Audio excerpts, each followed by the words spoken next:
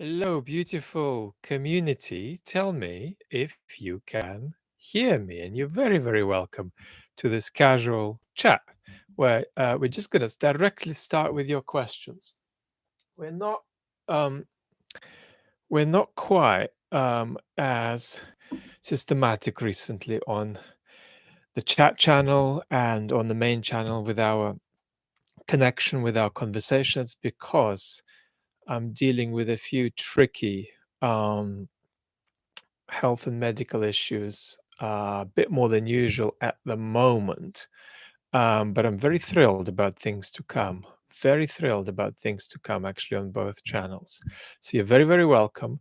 Big love and happy Valentine's to you all.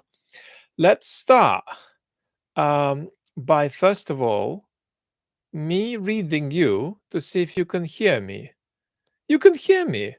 Hi from Oxford. Um, Good evening, good evening, good evening. Thank you so much. Everybody can hear me, hopefully. Um, so let's take a few questions. Metzeline is asking question like this: why do Russian opposition folks find it so difficult getting allies in post-Soviet countries and also in the West? And why are they avoiding topics like hot potatoes? And how can they work together with Russian communities? Is that your question? Well, let's have a little bit of a go. So I think that it's very important that you can never expect narratives to simply come together. Ukraine has very clear interests in very clear outcomes in this war. And i- many people in Ukraine legitimately just say that's what we're interested in. We're not interested in what, you know, the Russian opposition might need as part of their plans to overthrow the Putin regime. They might, they might not, but we've got to get on with our own stuff of holding, at bay this brutal invasion and coming out of this war in the best state possible. And you can forget about these Russian folks. So don't expect all of these narratives to come together. In the same way, it's not to be expected that the Russian opposition should simply adopt Ukrainian narratives, because they're, after all, trying to engage and persuade Russians in a way that is maximally effective. I think there are huge stumbling blocks here. Um, to name just a few of them, the level of processing that needs to happen in Russia is deep. I mean, you can't just say things were going well up until the 24th of February 2022. You can't even say things were going well up until the last two terms of Putin. There's a longer history, and there are real questions that need to be asked about what it means for Russia to become a democracy. And they're deeper questions, actually, than the kind of questions we ask about Belarus. It's so much easier to imagine Belarus becoming a democracy, as long as you get out the Kremlin influence from that country, than it is to imagine Russia being a democracy. Much more needs to be processed, challenged, engaged with. So that's difficult. Um, the other thing that's really difficult is that the Russian opposition is operating from abroad, often from locations where there are very, very fraught histories. I mean, we've seen some of the issues that have arisen in the Baltics because, um, you know, um, Russian opposition are folks who've come out of a country that is not just at war with Ukraine, but is perceived as being at war with, for example, the Baltic states too. So, and there's an extraordinary history of imperialism and grievance there. All of that needs to be processed. And then the Russian opposition has a history of being a kind of protest movement. And the questions always arise, well, what more can they do? What more can they be? Um, so there are many, many obstacles, but the key thing that I always recommend is for the Russian opposition, at least between themselves, to realize that conflict can be healthy. And just because you're in conflict, it doesn't mean you're enemies. And that's why I have been a little bit excessively praiseful of any enterprises in the Russian opposition where people who don't like each other have come together and done things. And we've spoken about one recent example, which was this aspirational piece that Khodorkovsky and Kasparov wrote together, even though they're two people who are extremely, extremely different. So a little bit on that, but this is a huge conversation. And one of the topics this raises is also how do you stop being a Russian imperialist psychologically? That's not the same question as whether you're against the Putin regime. It's possible to be against the Putin regime, but at the same time harbor some of the um, sort of cultural distortions that don't just stop Russia from behaving better on the international stage, but stop Russia from making the kind of progress it needs in terms of its domestic politics. Two Solitudes, you're very welcome and great to have you here. Everybody can hear me. Let's have a look. Um, it's been widely reported in Russia. Oh, it's been widely reported that Russia doesn't have the military capacity to advance further.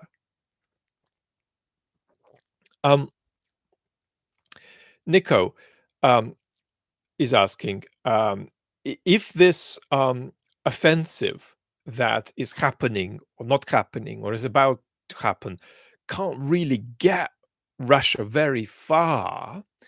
What are the implications for Putin? The problem is that the Kremlin is to some extent a sort of a black box. And that's become increasingly so during the war. Fewer and fewer people have actually got access to what's going on. And therefore, it's not exactly possible to estimate the degree of existential risk that the regime is in now and that Putin is in. My sense is the regime seems to be relatively secure and relatively stable at the moment. But the question arises, are there things that we don't know?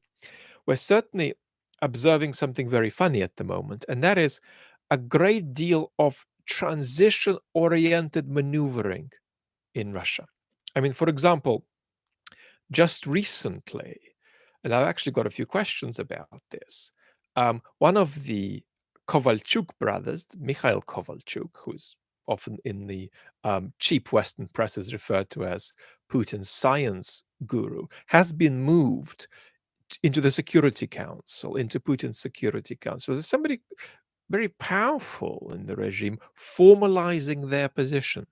And that's a pattern you are seeing very widely across the different agencies, across the different bits of the regime. People are prepping for potential transition scenarios and trying to preemptively consolidate their positions. Now, if you are conspiratorially minded, and I recommend you not to be, you could say, well, maybe this means that Putin is sick and they know that and we don't, and so they're getting ready for a change. Um, I'd be slow to jump to that conclusion. I would just say that there were already transitional moves being made before the war, moves that were sort of an anticipation of a period of transition that might come. And they were not so much predicated on Putin being gone, but they were actually predicated on Putin being in power but weakened. And funnily enough, what the war has done and what Putin has done with the war is that he has centralized power in his own hands, but made his hold over it more fragile. So that means that before the war, it was more likely that Putin would stay in power and, as it were, become a progressively weaker figure. Now it's more likely that Putin is going to have power, more power in his hands until it fractures, until his um, holdover, it fractures. And that means that there could be less of a gradual transition that was anticipated before. But there was transitional prep happening within the regime before. I was talking about it before the war on the main channel. Um, but that's accelerated.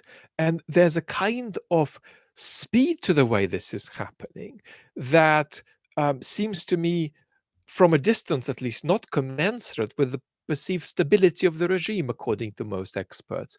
But I don't think there's something extraordinarily sort of mysterious necessarily there. It's just an interesting pattern that we've got to keep an eye on. Um, and it may simply be that people are getting ready for a scenario that looks more plausible without the sense that it might come soon, the scenario that Putin's holdover power will fracture. And um, yes, the fate of Putin's offensive over the next few months will not decide whether he stays in power, but it'll certainly decide the intensity and the turbulence of these transition-oriented machinations in the regime.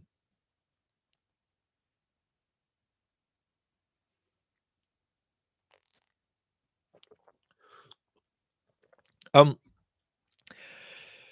I think there is more of a consciousness, a sort of a London grad question about how London has been a place where a lot of Russians um, with very complex links to the Putin regime have housed their wealth, and whether there were any further connections even beyond that. I think there is more consciousness in the UK about the trouble that all of these developments amount to, and a sort of consciousness on the Russian part that this sort of story needs to be sort of rehomed to some other spot in the world. And obviously, people are focusing on Dubai for that quite a bit. But yes, London has an extraordinary history as a city that has been complicit in um, propping up Putinism as a kind of global network. And that has a very interesting ethical consequence, too, because when we're trying to say, look, get rid of Putinism to the Russian people, we're actually also asking them to get rid of something that is an international network that many global agents, formally and informally, were complicit in propping up. But we might talk in more detail about sort of London's Russian history another time. Um, the political situation in Moldova is fragile, and we need to watch it. What I would say is that um, at the moment we are fortunate about the limited capacity of um, the Kremlin to plan things that go beyond southeastern Ukraine. Um,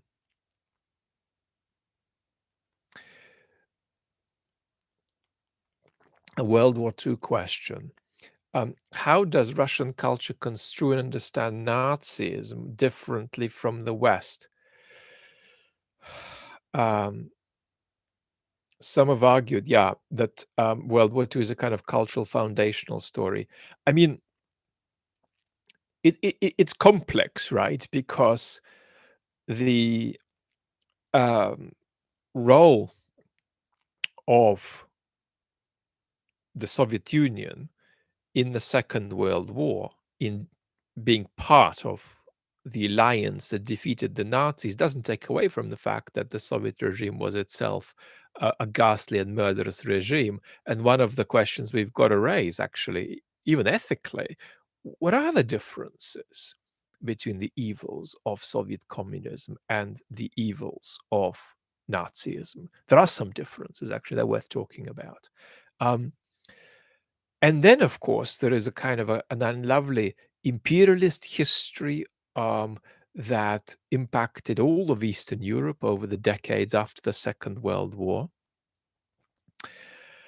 But despite this, there is a kind of an extraordinary myth associated with the Second World War in Russia.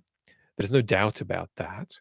Um, I think that myth is even felt by many in Ukraine, which is why the Russian invasion will feel like a kind of a fascist invasion part two to many Ukrainians of the older generation.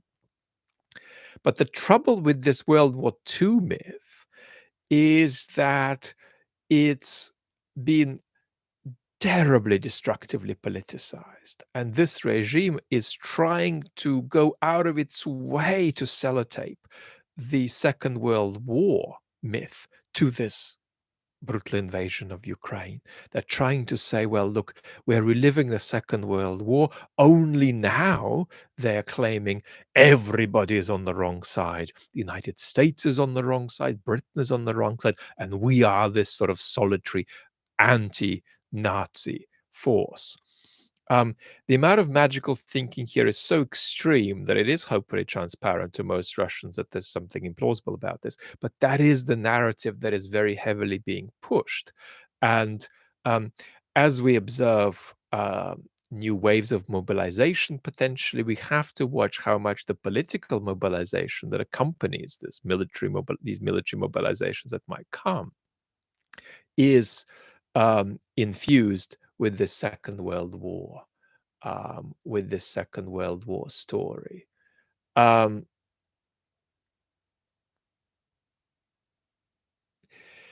Roberto is asking about the sophisticated culture in Petersburg and perhaps in Moscow that he encountered over many years. How could the Kremlin's ignorant propaganda overcome it?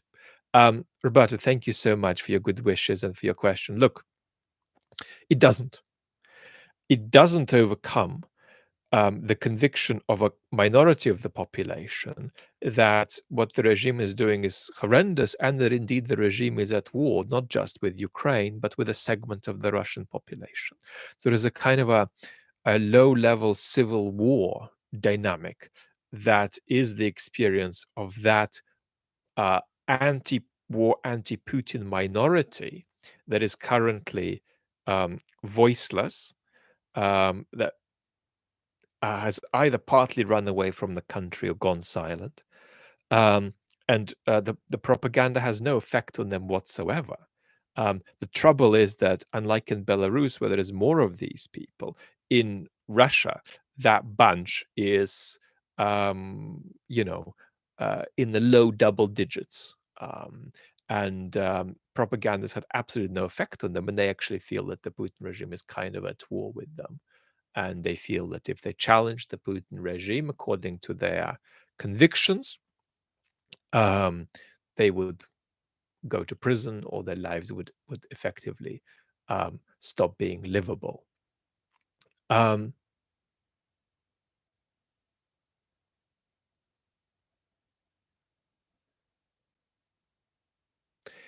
um, Relative time works. Let's have a separate conversation about Moldova because that's quite interesting.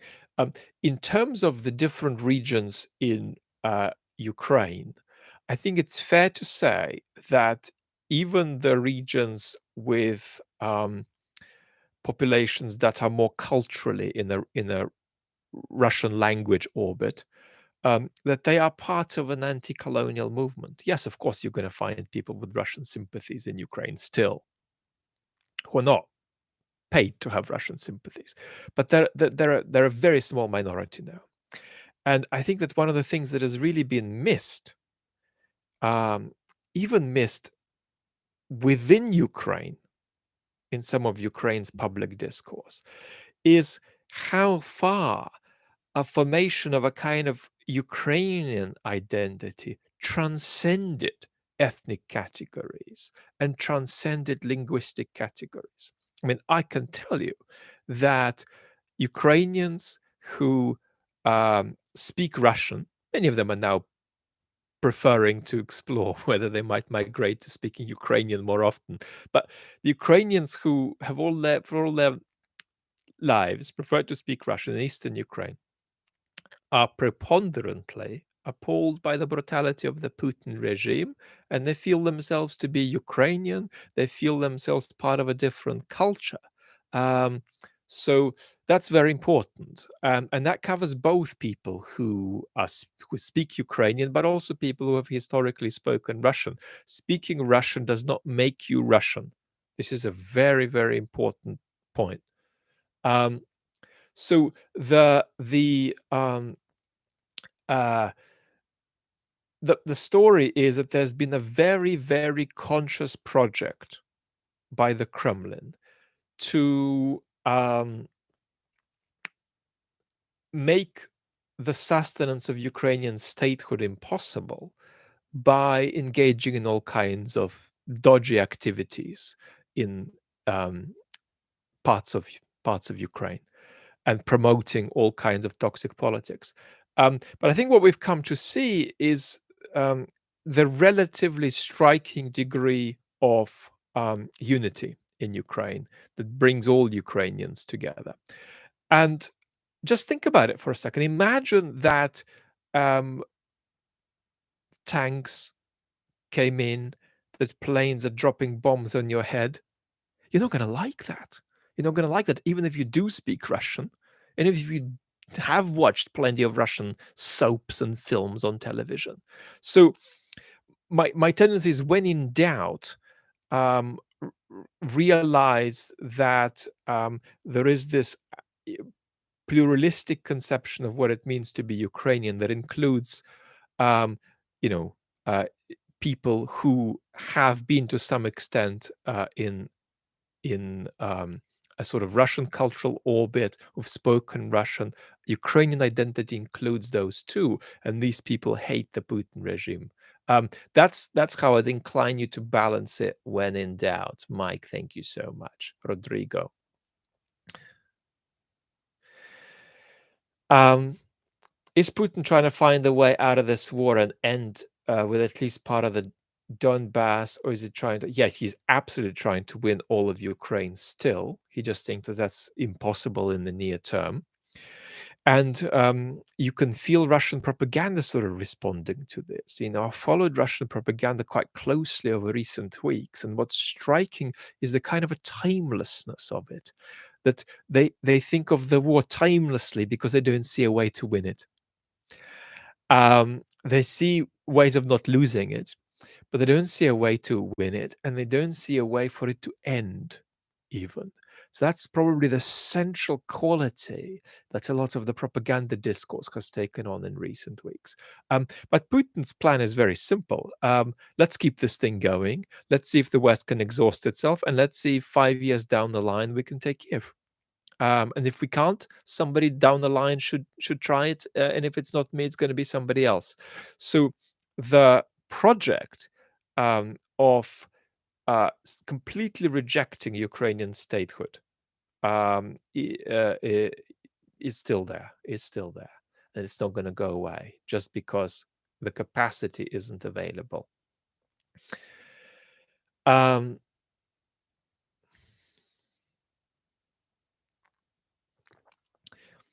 um, how does the West handle Russians bathed in propaganda after the war ends? It's not going to be the West's job. It's going to be the job of Russians in Russia to do this. And it's going to be tough. And it depends on how far this thing escalates um, and what kind of state the country will be in. So this is going to be difficult. Um, and of course, problems don't go away just because you, as it were, unplug the propaganda. Um, that'll make a big difference, but it's not going to change. It's not going to change the fact that there are going to be many, many challenges, and they're going to have to be uh, internally resolved. Let's have a look. Galaxy Rider, hi.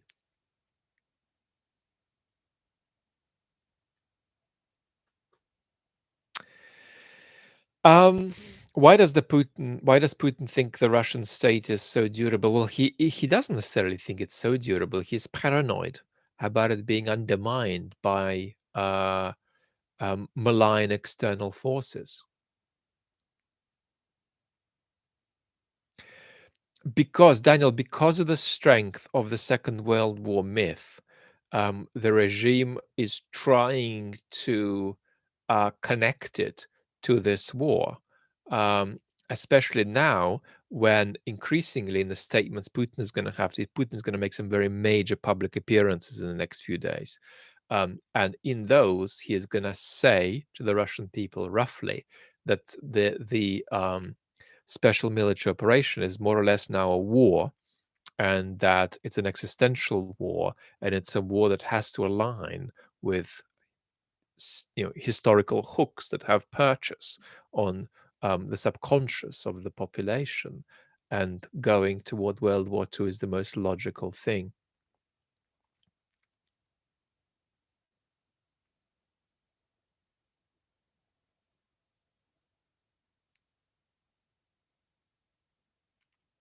Let's have a look at how we're doing.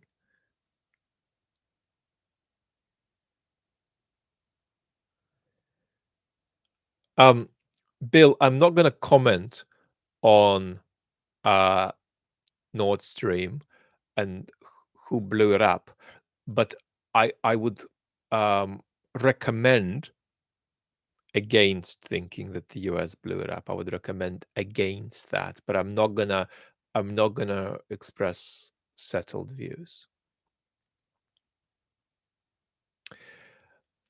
Um, the way Royal Dingus, the way Putin sees Russian world is to us incoherent. It's a sort of a salad of things he has assembled.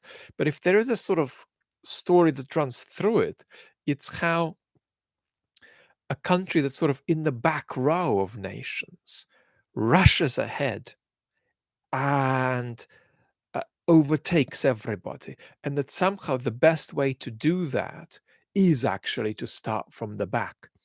And now this um, myth of the guy from the back overtaking everybody else, that myth is being tied to the economic decline that Russia is experiencing, as though that somehow is part of a story of Russia falling even further back, but only so as to overtake everybody else eventually. There's quite a bit of that magical thinking. The Russian historian Andrei Zorin talks about that. Sort of that kind of cultural item that swims about in the Russian subconscious quite a bit. And that's real. That's absolutely real. But the truth is, once we look at Russian world, we can see that there is nothing coherent there. And Ukrainians are very conscious of this because what seems to be offered to them is really just violence and nothing else. Violence and genocidal rhetoric. If you want to know more, Earl Dingus, I've had some conversations on the chat channel about Dugin, where we covered some of this. Russian world business.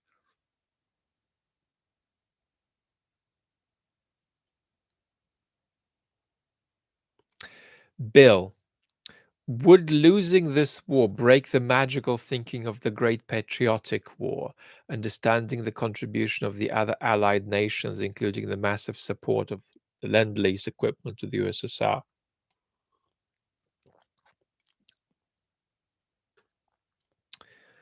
Um, I think the myth of the Great Patriotic War needs to be um, reevaluated in that culture. And certainly, such reevaluations are more likely if a loss, a major loss happens, if this imperial project just runs into a brick wall and sort of, smashes its forehead. Having said that, we can't be so glib as to say, "Oh, there we go, Russia is going to lose really badly." If it does lose badly, indeed, we don't know that, but Russia is going to lose really badly, and then it'll challenge its imperial identity. I still think that there are many, many steps in between. Um, and sometimes you've got to be aware that when somebody like Tim Snyder says, "Well, it's actually good for Putin to lose because it'll be an opportunity for Russia to, give up its imperial ambitions, that is, to put it very mildly, a sort of um, accelerated um, concentration, a kind of a simplification of how real history works by Tim to bring across a point. It's not as simple as this, but certainly I do think that a significant defeat here for Russia without the use of nuclear weapons would be good for Russia's reckoning with its identity. Yes, of course, Galaxy Rider, I've noticed a growing malcontent in Russia over decades.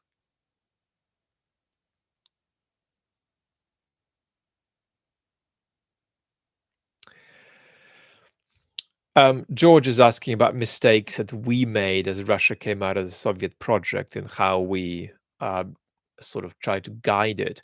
I think it's very key to understand that you cannot have sort of um, here's what I prepared before kind of solutions applied to countries that are going through transition. Um, Solutions of that kind need to be contingent, local, particular. And it's very important that socioeconomic policy isn't just sort of imported in the form of um, ready-made planks that just need to be inserted. The planks need to be built on home soil. That's typically true for most countries going through a transition.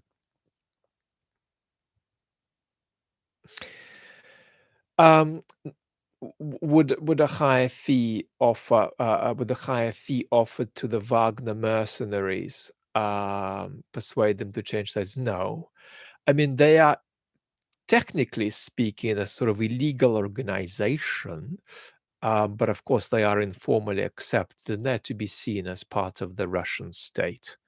Um, so it would be just a cartoon to see them as simply a private army that can be bought off.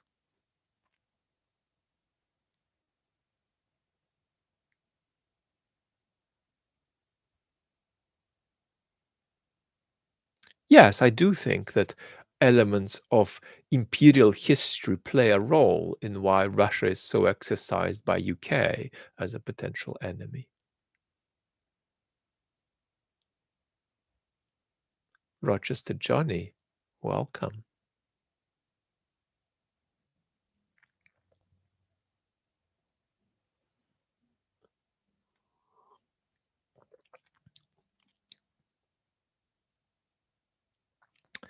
Um, so I believe Putin's already called it a war.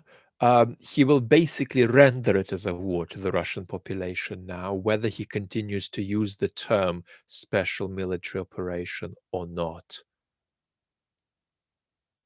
A lot, Rob, I do believe a lot has changed in Russian propaganda. And we've discussed many times why Soviet propaganda is different to Russian propaganda because Soviet propaganda persuades you of an alternate reality. Russian propaganda persuades you that there is no such thing as getting the world right at all and that every narrative is equally suspicious.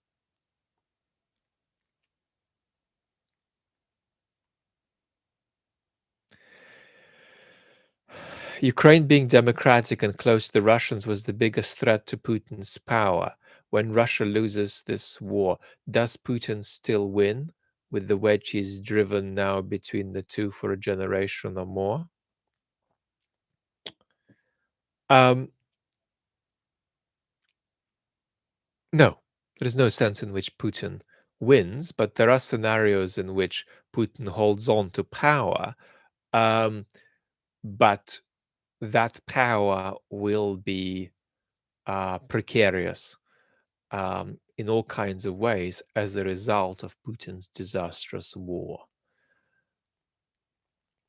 But you're quite right to emphasize that an independent democratic Ukraine is existentially unacceptable to Putin.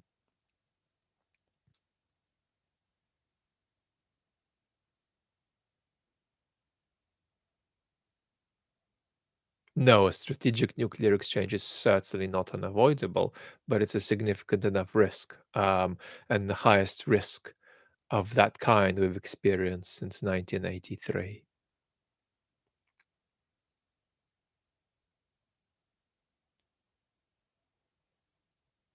I think that the unprocessed trauma from the Soviet period, um, hello, Roy, um, the unprocessed trauma from the Soviet period um, is a huge challenge. Cheryl, thank you so much. And there's many ways in which Ukrainians are freer from this, partly because they can see themselves as being the victim of it rather than the instigator.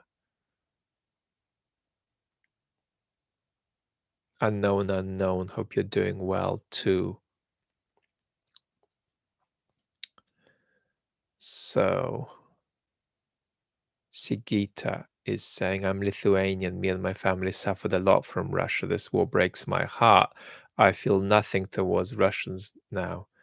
Uh, does it make me a bad person? No, it doesn't make you a bad person. There are two um, sort of psychologies you can really adopt in the Baltics toward Russia. One says, I had enough of this, don't want to know anything about it. That's understandable, but it's not enormously political. And then there's a political psychology which says, how do I contribute and think about the world uh, in such a way? How do I contribute to a world in which Russia doesn't invade the Baltics in 20 years? That's more of a political question. And thinking about that does implicate you in thinking about what should happen within Russia's borders. So there is a sort of understandable way in which you go along the lane of, I've had enough, I don't care. And then there is the more politically constructive approach. And it's not illegal to not feel like doing it. But there is a more politically constructive approach that says, well, look, if we're going to think about regional security properly, we've got to be actually involved in conversations of what happens inside Russia.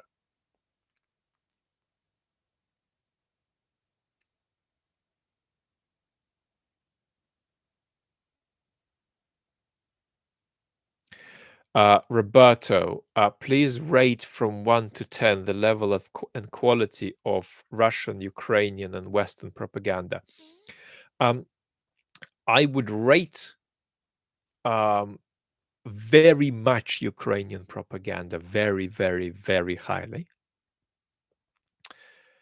Um, Rating Russian propaganda is difficult because it's, in a sense, doing a good job of trying to normalize something completely insane. So it does have a difficult task. But I think that the role of Russian propaganda in making people feel that they don't know how to work out what's really going on and that they might as well give up, that's still pretty effective.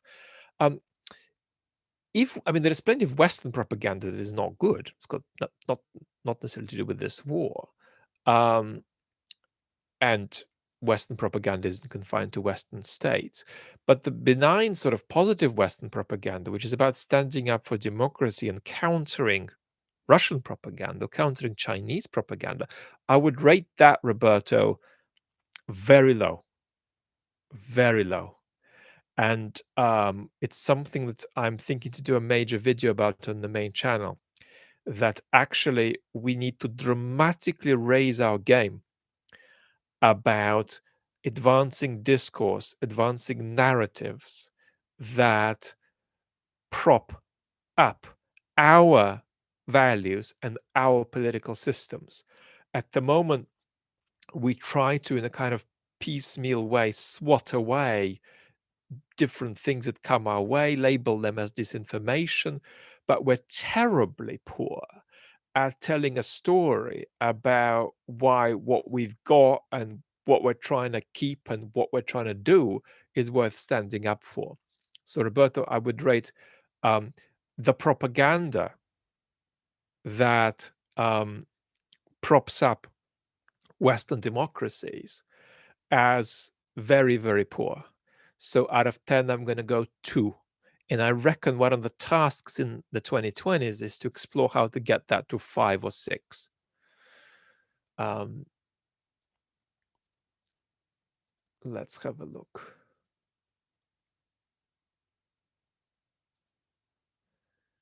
Bell Development says, Vlad, love your channel. My question is,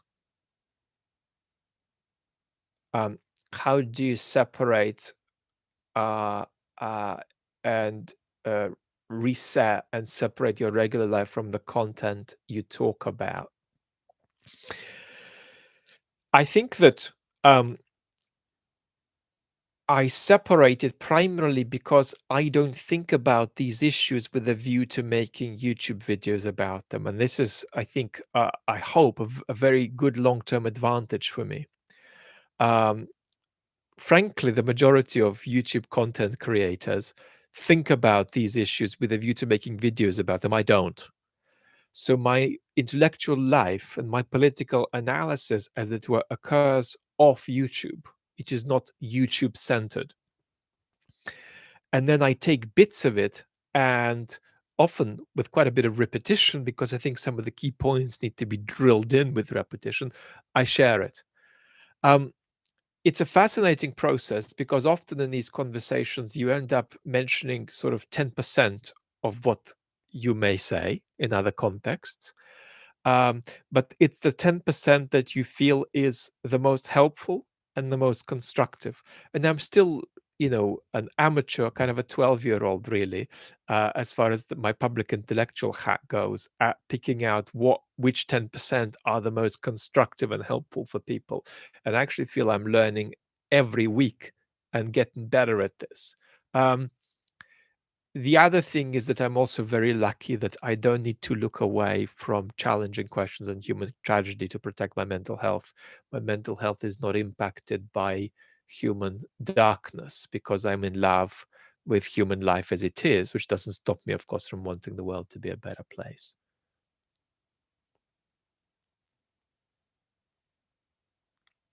I do want to have a separate conversation. Several questions I'm looking at here. About tackling and countering Russian propaganda. My overall perspective is that we're bad at it.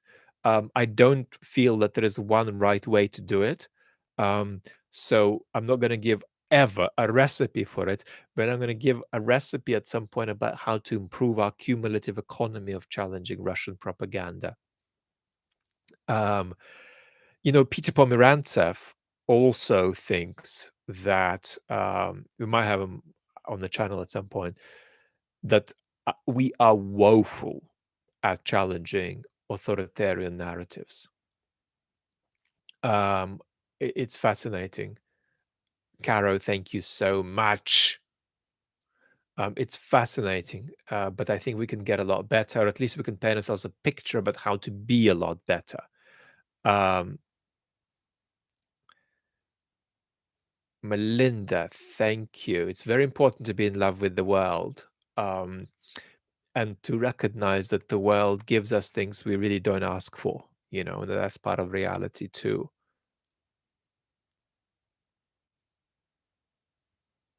I do think there's going to be a trend of diminution of Western public interest in the Ukraine war. And the trouble is that diminution is going to be gradual. The trouble, maybe the good thing, that diminution is going to be gradual, and it doesn't mean that our institutions will suddenly break and snap out of being locked into the kind of support of Ukraine that's being offered now.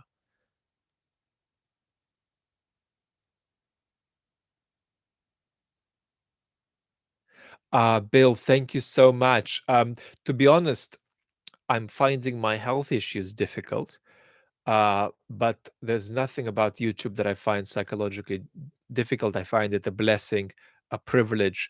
The only thing I'm sort of disappointed about is that I'm exploring ways to be able to, um, give more time to this, and be more present. Um, Partly because I believe that there's a lot more to be said that's very interesting and important. Partly because I also think that, um, a conversation that is connected to a community that we're growing is really the right way to go. I think that there are lots of YouTube channels which make videos that get lots of views that don't really have enough of a community, but because I actually think it's part of a i- community building and epistemic exploration are inseparable in my view in in the way I'm building all of this.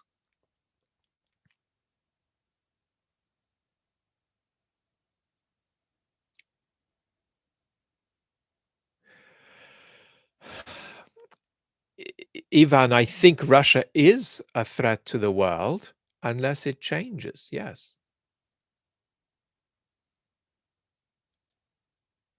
Kisa, thank you so much. Heart back at you. Um, I do have a couple of English-speaking Russian thinkers, not Russian opposition figures, Russian thinkers who I think it would be good to have conversations with on the channel. The trouble is that I'm not an interviewer. I can't interview people. I'm somebody who is used to telling everybody about how I see the world. So it'll have to be a conversation. Um, or somebody else could come in to facilitate that, and this is being explored actually. So um, in my view, a Ukrainian victory is in the strategic interests of Western countries. Yes, this is not a compassion job. Um, there's a few things in the pipeline, but basically, um, it's a future-oriented conversation when it comes to my academic work coming out into the world, and we're going to talk about why that is and what it might look like when it does in the personal chat coming up soon. I think on the chat channel on this channel. Katerina, warm greetings back at you in Czech. I've spent many summers in the Czech countryside, and of course, I love Prague. Um, have I been contacted by trigonometry? Uh, Konstantin has seen a couple of videos and we've exchanged a couple of DMs, but there's no plans of any kind. Um,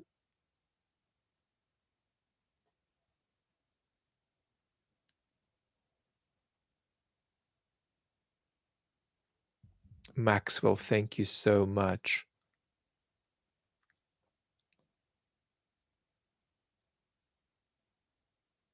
Vlad, do you see a realistic way how Russian society could start waking up to the huge losses?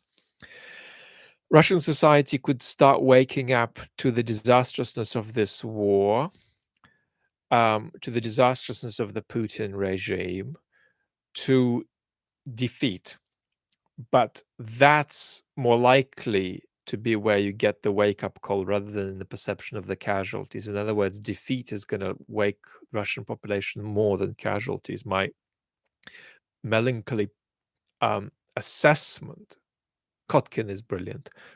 My melancholy assessment is that you could quintuple the number of casualties and it would still not be um, existential for the Russian population at this stage. Dominic, thank you. Um, if Russia was to de-imperialize, it would need to rebuild a national identity and reinterpret its history. On what elements could this be built? So I don't believe in Russia completely de-imperializing if Russia remains a unified state. I think that it would be about Russia over decades um, becoming a milder and softer um, imperial entity where there is less imperialism and the imperialism is of a different kind and much more based on soft power. Um, but we've got to be real here. Um, a society, a country of Russia's size, with Russia's resources and Russia's history, is not going to completely let go of the idea that it should be a regional power, at least with some influence. You're just not going to get rid of that, except if Russia disintegrates. So that's the bottom line reality. Uh, but that doesn't mean that Russian imperialism has to take the sort of form it takes now. But a complete sort of de-imperialization of Russia isn't really compatible with the existence of Russia as a state, as a unified state, even a decentralized, federalized state. Strings attached is asking.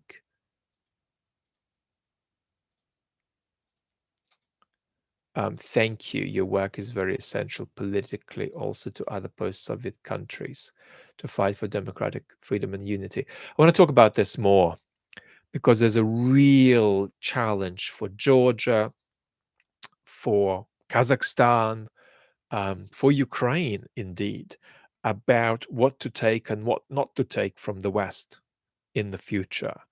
And the trouble is that some of the Western models that ex-Soviet states could use, Belarus too, if it gets rid of the regime that's holding the country hostage at the moment, that some of the Western models are themselves in flux and in a kind of a partial dissolution. So it's very, very difficult to talk about um, uh, simply looking westwards and from that cultivating a path forward. So it's very important to talk in detail about what it means for these countries to develop and the special challenges they face in a world where we're not in 1998 and where it's not possible to just simply borrow things from the West and hope for the best. Um, these are really difficult challenges, and we've got to talk about them.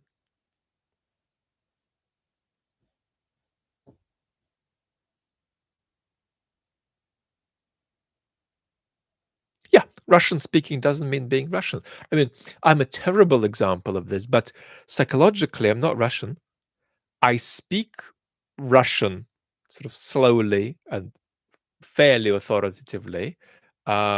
I understand Russian perfectly much better than I speak it. Um, I probably have less of an accent in Russian than I do in English, but I much prefer to speak English. I could never deliver a philosophy lecture in Russian. But psychologically, I'm not Russian. Russians would find me a bit alien.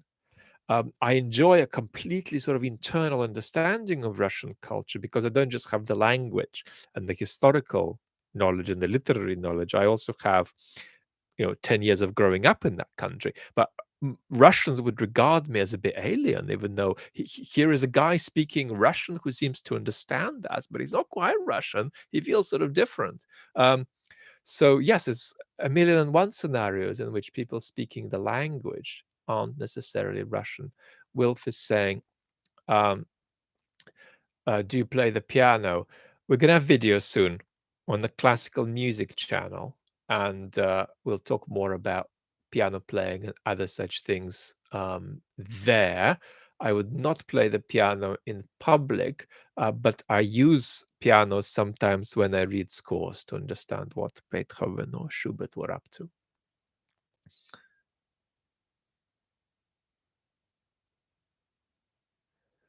Um, ATP Go politics is something I've got to someone I've got to discover more. I don't know who that is unless I'm forgetting.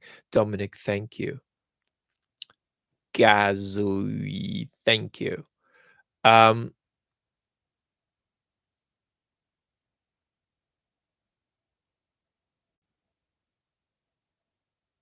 uh, if Russia's kicked out of Ukraine and is kicked out of Belarus and Belarus goes democratic, um, I think we've got the resources in the near term to make sure Russia does not invade again. Um, but looking forward a quarter of a century ahead is tricky. And we've got to be realistic that it is sadly possible that Russia will invade countries on its border 20 years from now. We don't know what state the West will be in then. So um, there we go.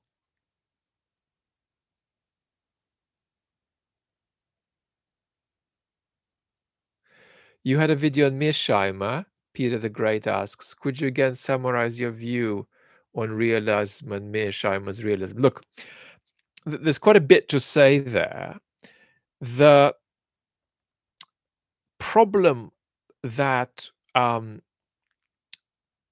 you've got with Mearsheimer's position is that it's a sort of a Google Earth view of a restaurant that then claims that it can evaluate the food that's being served in the restaurant. That is rather, I think, how Mearsheimer's position relates to the uh, intent and conduct and strategy of the Kremlin. It puts a hat on the Kremlin from a high altitude, low resolution position. And once you begin to evaluate that hat and compare it to the actual historically concrete dispositions of the Kremlin, you begin to see that the discrepancies are enormous. So there's something like a Google Earth attempt there to review a Vietnamese restaurant and discuss, the quality of their homemade noodles. You're not going to do that from that kind of altitude. You actually need to go inside. And for instance, many of the Russia experts that do go inside the restaurant talk about how all of this emphasis on abstract considerations of national security, for example, misses the considerations about regime security, in the Kremlin. But there's plenty more to say. And I get this question several times a day about Mearsheimer, and I'm thinking to do something about it, but maybe not even about Mearsheimer, but about sort of abstract hats being put onto the agents in this crisis. I've got so many questions recently about the failures of the left, of parts of the left, to grasp what's going on. I've been sent quite a few links in the comments and on email and in the DMs with videos from Richard Wolff and Chris Hedges, um, with questions like what is going on in bits of the left. And these elements of the left, they are not pro-Putin, they are anti-Putin. And I'm thinking perhaps to make some kind of a guide about to help us through it.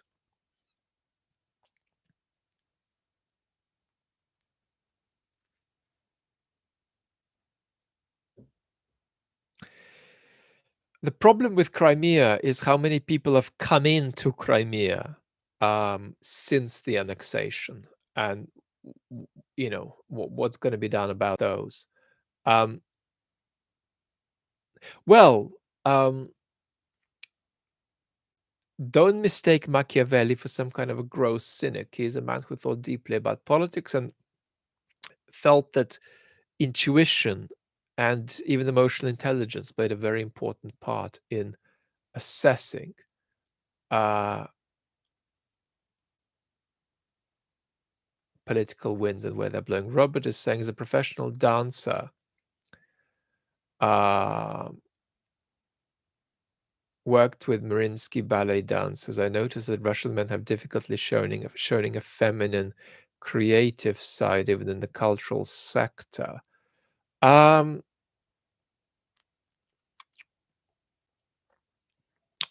well, there is an argument that in the West we've now gone in a pathological direction with this too, but from the other side.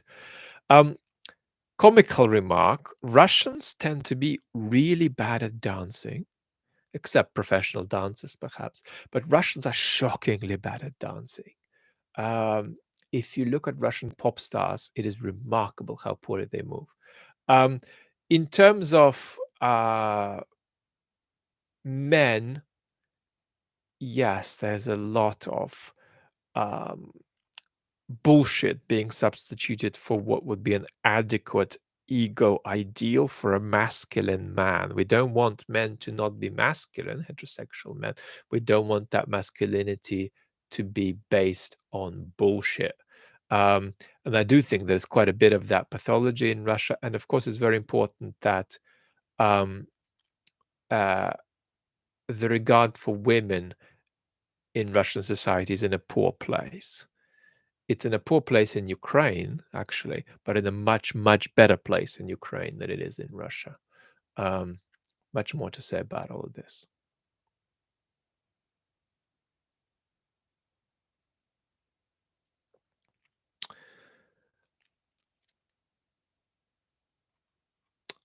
I don't know how early Putin was thinking about a full-scale invasion. I think that for Putin, an invasion of Ukraine would have been unnecessary if Ukraine could have been controlled the way the Soviet Union could control the East European states during the Cold War.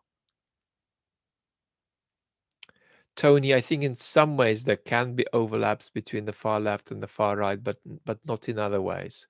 Um, so it's always important to go really slow. Prigozhin has been sidelined to some extent, yes, but his position is not non-recoverable. His position is not non-recoverable. And in part, it depends on how much use his military group can offer to the Kremlin, and also how much of a threat it's perceived to be potentially under various kinds of future scenarios. Prigozhin is taken a few hits, but he isn't gone.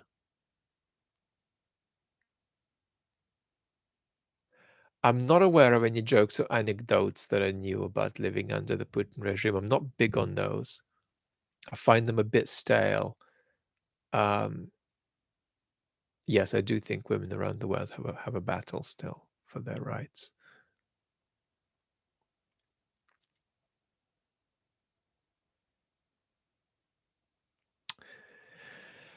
I'd be a fan of Crimea becoming Ukrainian, yes. But at the moment, I am skeptical. I'm skeptical about saying that that's likely. Um, I listen to all music, but my special relationship is with classical music. The reason I listen to all music is because I like to follow everything that's going on in the culture. For example, I do not like fast food, but every couple of years I taste the fast food that is out there just to understand what people are consuming and what it's like. Um, so I even follow trash pop music to be connected with elements of the culture.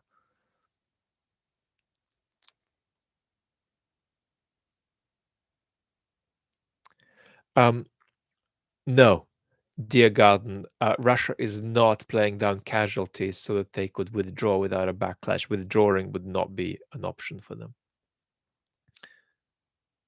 Yes, Medvedev is a bad dancer like many others in Russia, and he is dancing in a humiliating way in the clip from many years ago.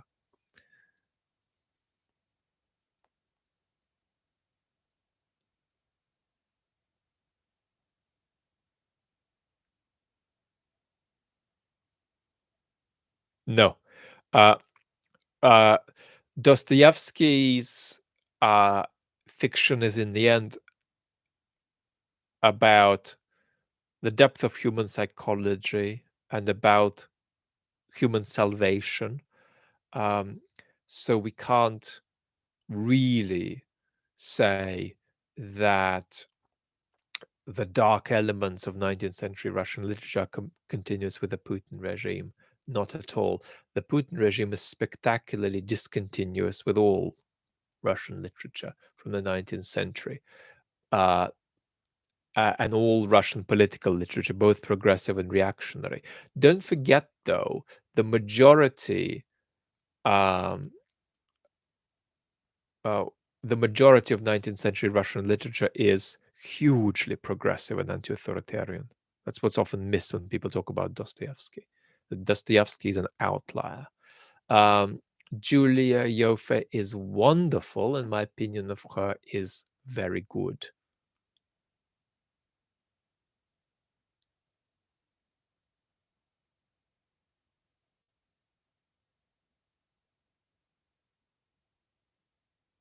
Ron, I'm jealous of the green lemon herb chicken bake. I hope it's delicious for you.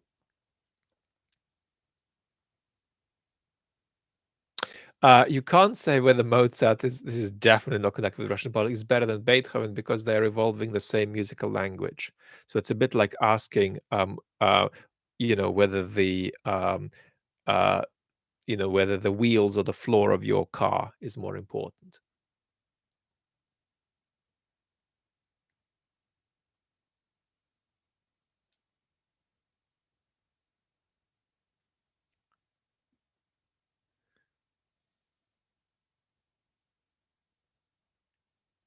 No, I don't pick Beethoven over Mozart. Um,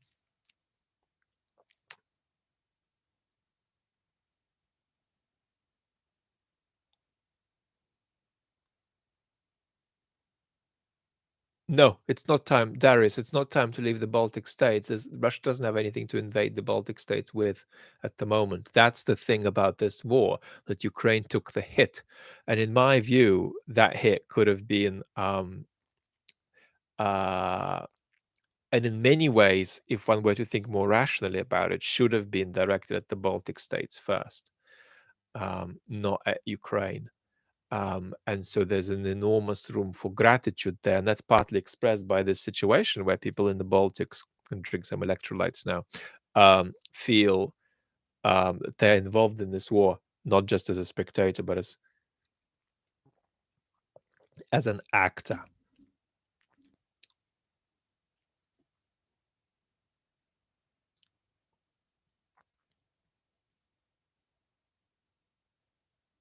Bungalow juice. I've been recently cutting my own hair and it takes me 20 seconds, which impresses me.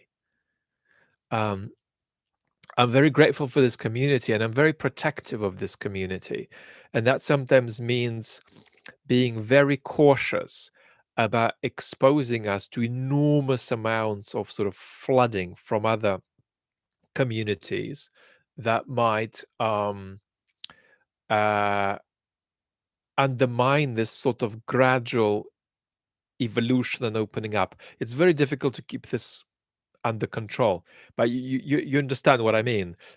If I did a major video on Mearsheimer, for example, on the main channel, we could have, you know, 100,000 Mearsheimer lovers coming along, subscribing to the channel, joining the community, and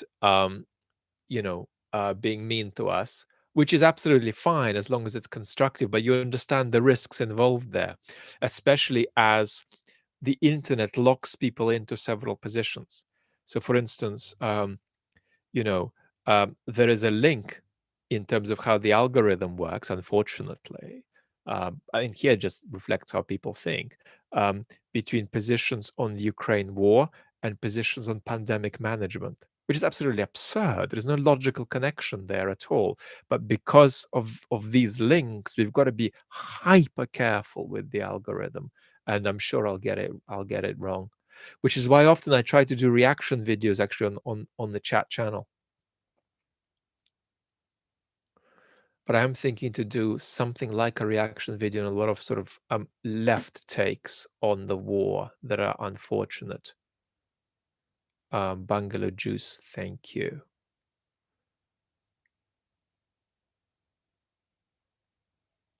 Did your love of life? I'm gonna stop asking on asking myself your questions that are the most self-indulgent about me. Sorry, this is going to be the last one. Did your love of life, the world, develop over time, springing out of periods of depression, perhaps? I've never had a depressed thought in my life, which is a matter of luck. It's not an achievement of any kind. Um, Look, I would say that the quality of the top 5% of my experience is incredible. I do not think there is a happier human I've come across than myself in terms of the top 5% of my experience when I function and when I do things. Um, but because I'm incapacitated by my symptoms, by my health condition, much of the time, during that time, I cannot say I'm happier than people who are enjoying life and doing what they love. But the top of my experience is amazing. It is genuinely magical, at least for a few minutes a day, to be in my head. Um, but I am very conscious of the fact that good mental health is a privilege, um, and that for so many people it's not attainable.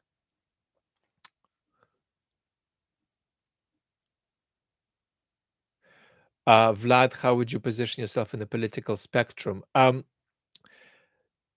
There is a video on the philosophy channel that is what is Vlad's politics, and I answer that there.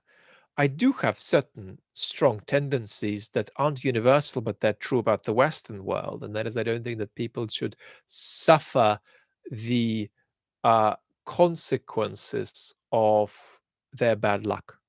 I think when humans are disadvantaged through sheer bad luck, they shouldn't be asked to bear the the the the the the consequences of such disadvantage. That obviously affects how I think about policy and redistribution and so on.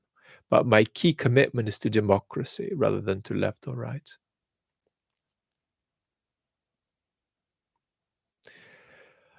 Um, what do I think of the Czech Republic? We're going to talk about East European politics. I love the Czech Republic. I love the Czech countryside very much, and I like Prague in limited doses of a week or two.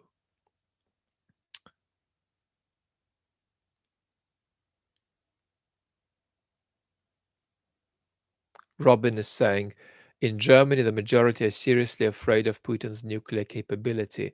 That explains their hesitance to supply weapons. Look, um, the key obstacle, there are other obstacles, plenty of other obstacles, but the key obstacle to us doing more to help Ukraine is nuclear risk. Um, and privately, that's what Joe Biden would, I am sure, say. Nuclear risk is a central obstacle to um, us doing more for Ukraine. And there is this constant process of escalation management that has evolved along a line of sort of, putting a toe in the door with some new step of support for Ukraine, seeing how that feels, and then pushing the door a bit more widely open, taking it from there, and so on.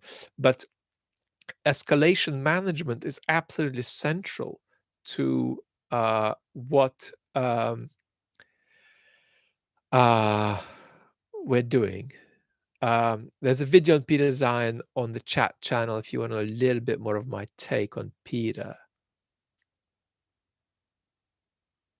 No, I don't refrain from talking about economics the way I refrain from talking about military topics. I will talk in detail about how economics is different as a social science to other social sciences, and how it's very important to not give too much credibility to economics in the guise of it being some kind of a scientific presentation of society. And economics has structured into it much more evaluation and ideology and various kinds of, you know, um, conceptions of the good life than we actually admit. Will, thank you so much for being here.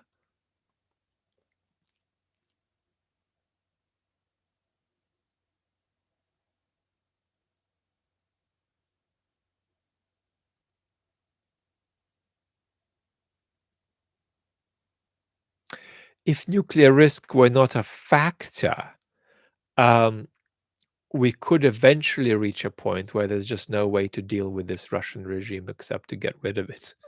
But of course, this sort of regime change war probably wouldn't be a good thing even if we could do it, because they never work out.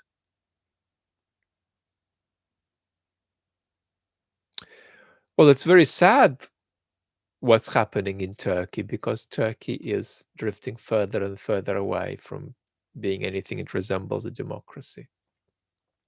And what's happening in Turkey now is tragic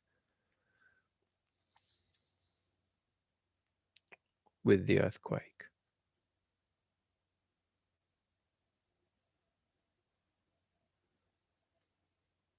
Putin can't face shock and awe from the West because Putin has nuclear weapons.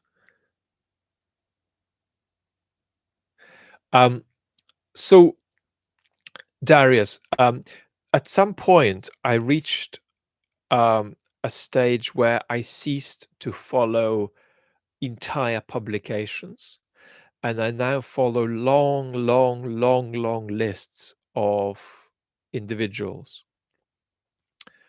And we're going to have a special conversation about how one organizes one's information environment. One can no longer say, these are two newspapers, I'm just going to read them cover to cover if I get the time, and that's going to be my news. You have to be now a bit more nuanced in the way you cultivate your informational environment. But it's important to keep reflecting on it. You cannot ever say, I've done it now. These are my 17 sources of information and I'm good. You will be misinformed eventually if that's what you do. Um, Elon Musk. Well, Elon Musk has significant neurodiversity. He is autistic. That very much affects his brilliance and his limitations. And Elon Musk is not remotely at his best when it comes to being political or being politically responsible, and you're seeing that. But the problem is never the individual. The problem is the general state of our informational environment, the general state of these social media platforms. The problem is not that some single individual is doing something bad. The problem is that we've got a setup that allows us to be vulnerable to what um, individuals do. And that's a real trouble, that our public squares are in the hands of potato chip companies effectively. Lola Schubert may be the greatest psychological genius of the composers, and we're going to talk about him. Um,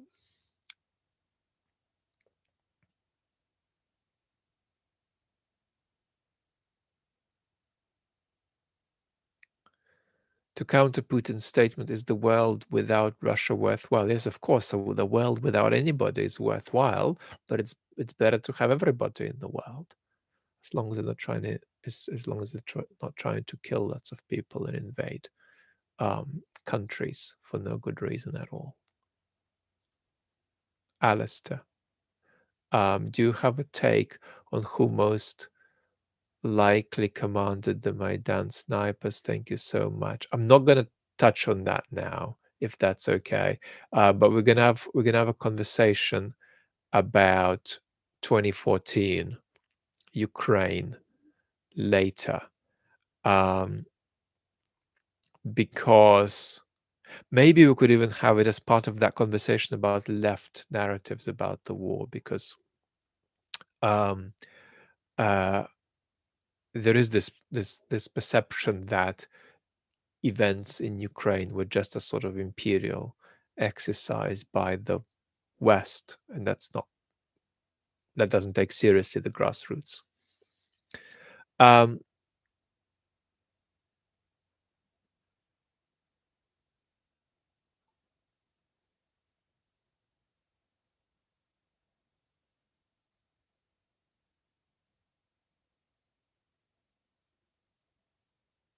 because I know so much about ADHD and autism, even though I don't have either myself, but I've seen it very close at hand, and I know quite a lot about it. I can recognize it very quickly. Galaxy Rider, you don't know what would help me with my health, but thank you for recommending CBD.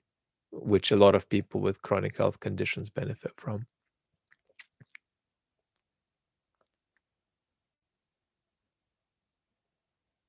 Well, um, Putin hasn't had much of a reaction to NATO enlarging, which is itself an interesting point to take cognizance of.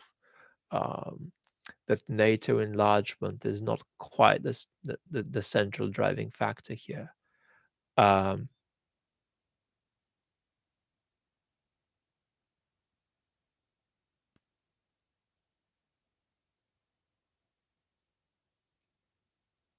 I'm so sorry. I'm not gonna comment on the Smolensk disaster now. Um, i i I'm so sorry to say that I'm not gonna go there now. Um, but we may talk about it. We may talk about it in the future as part of a Russo-Polish relations conversation. This is the trouble, right? That you're talking to a political philosopher um, rather than to a country analyst. Um, but I'm so grateful for your contribution, and you could DM me, and then with a big delay, I may respond with some thoughts.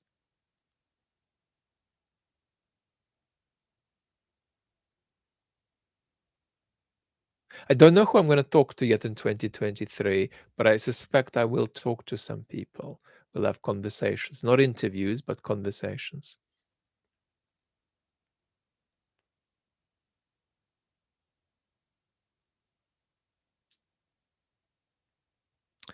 I think that um, tensions between Russia and Ukraine were predetermined um, without Putin on the cards. Yeah, I think Max Katz did a video about that air disaster, if I'm not mistaken. Um, mm, but Putin couldn't have done this without there being plenty of soil that was propitious to this sort of situation. But Putin had to cultivate the soil. Putin had to plant the things there. So I think that um, what I would say is that um, something was on the cards there, but it didn't have to take this kind of horrendous, ghastly form. And it probably wouldn't have taken it in the sense that even in Putin's current Security Council, very few people would have started a full-scale invasion of Ukraine. Um, I, I I will talk in more detail about Tim Snyder. I do recommend his books, and I recommend his Ukraine lectures. Um, Tim is got imagination, integrity, depth, but also he oscillates between historical commentary um, and activism, and sometimes he says things that are a bit too quick. And the chance of another chat with Jake Bro. I think I should give Jake the opportunity to use his pod to keep inviting new guests. Um,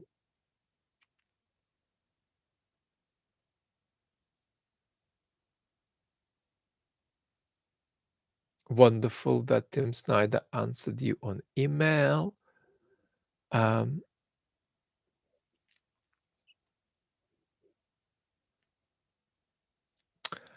I think we would lose Ukraine, Barney. I think we would lose Ukraine if the United States simply stopped helping. In other words, if it was just up to Europe, eventually Russia would take Ukraine, in my opinion.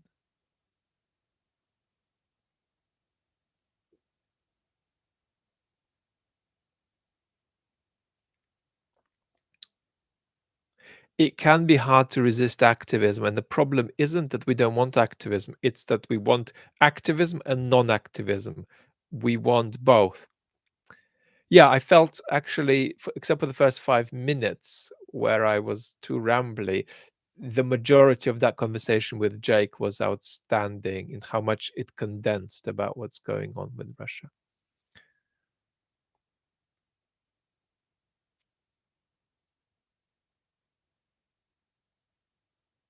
And hi, how you going?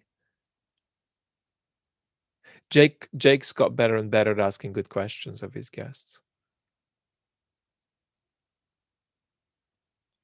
Um, Ivan, if Russia does take all of Ukraine, it's not going to take it soon. It just doesn't have the capacity to do that now. So that's not a prospect we're looking at. We're looking at a worst case scenario, sort of frozen conflict that lasts a long time if Ukraine can't kick the Russians out. Um, but if Russia were to succeed originally in taking Ukraine, then what would have happened would have been a Russian mobilization on the borders of other states next to Russia and a direct challenge to NATO and Article 5. Um, the aspiration was that you challenge Article 5. It still is that. They just don't feel they can do that anytime soon. The aspiration is you challenge Article 5 and um, you realize that the West isn't going to um, stand up for it, and then effectively you've undermined NATO and you go from there. That still is the medium term plan of the Kremlin. Let us, beautiful community, thank all of you very deeply for being with me here today and begin to wind down. Yeah, my view is that we should be supporting, Ivan, thank you. We should be supporting Ukraine even more than we are supporting Ukraine now. And thank you so, so much. Andrew, thank you so much. Uh, Rick, sorry you missed this. We'll keep it up for a few hours, but it's such a casual chat. It's not very helpful to keep it alive forever on the channel. Peter, love to you. Um, Bungalow Juice, hugs, hugs, hugs. Anna, great to see you. Everybody, all my love. Wishing you health, happy Valentine's, and till very soon. I'm working on something for the main channel at the moment, very, very slowly. And